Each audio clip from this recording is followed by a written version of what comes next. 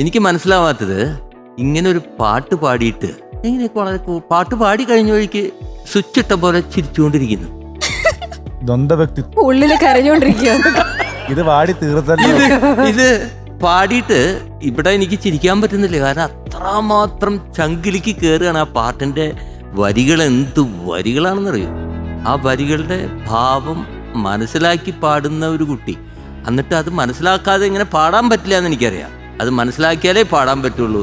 പക്ഷെ അത് കഴിഞ്ഞ വഴിക്ക് സ്വിച്ചിട്ട് പോലെ ചിരിക്കുന്നു. എന്തായാലും മോളെ, പാട്ടെന്ന് പറഞ്ഞു കഴിഞ്ഞാൽ ഒരു വല്ലാത്ത പാട്ടാണ്. എന്തോ അങ്ങനത്തെ ഒരു സിറ്റുവേഷനിലെ സറീന വഹാബ് മദനോത്സവത്തില് അറിയോ? കണ്ട പടം? ഇല്ല സർ. എന്നിട്ടാണ് ഇങ്ങനെ പാടിയത്. ഇത് സത്യം പറഞ്ഞു കഴിഞ്ഞാൽ സറീന വഹാബ് ഇങ്ങനെയല്ലേ പാടേണ്ടിയിരുന്നതെന്ന് എനിക്ക് തോന്നിപ്പോയി. കാരണം അത്ര ഇമോഷനിലാണ് പാടുന്നത്. ക്യാൻസർ വന്ന് മരിക്കാൻ പോകുന്ന ഒരു സ്ത്രീയാണ്. മരിക്കും എന്ന കൺഫേം ഉറപ്പായി കഴിഞ്ഞു. അന്ന് കാലത്ത്, ഇന്നൊക്കെ ഒരുപാട് മരുന്നും ഇതൊക്കെ ഉണ്ട്. അന്ന് മരണം ഉറപ്പായി കിടക്കുന്ന ഒരു സ്ത്രീയുടെ മനസ്സിലുള്ള വിഷമം, വൈരാഗ്യം, വിധിയോടുള്ള എല്ലാം കൂടി ചേർന്നിട്ടുള്ള ഒരു അമർഷം എല്ലാം കൂടി ചേർന്നിട്ട് ഓൻവി എന്താണ് എഴുതി വെച്ചിരിക്കുന്ന പാട്ട്. സലീൽ ചൗധരി പറയണ്ട, അദ്ദേഹത്തിന്റെ ട്യൂൺ.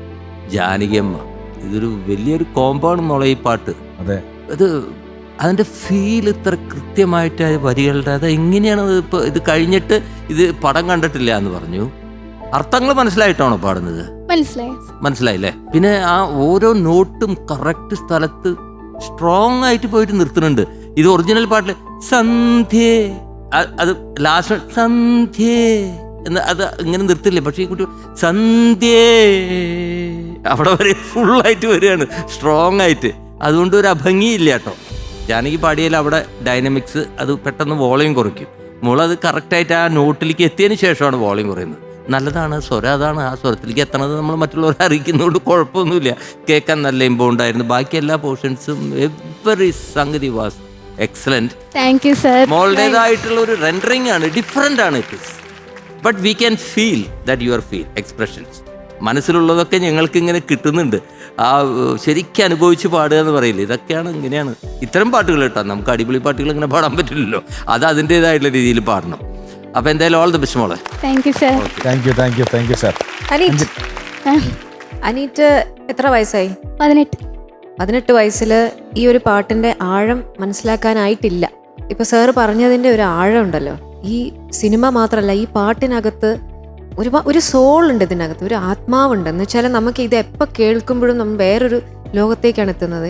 ഇതിന്റെ ONV കുറുപ്പ് സാർ എഴുതിയതും സലീൽ ദാ സംഗീതം നൽകിയതും ഒക്കെ ശരിക്കും ഓരോ വരി കുറച്ചുകൂടി കഴിയുമ്പോൾ അനീറ്റ് ഇതൊന്നും കൂടിയൊക്കെ ഉള്ളിലേക്ക് ഗ്രാസ്പ് ചെയ്ത് ഉള്ളിലേക്ക് എടുക്കുമ്പോഴത്തേക്ക് ഇത് കുറച്ചുകൂടി ആഴത്തിൽ മനസ്സിലാവും ഈ പാട്ട്.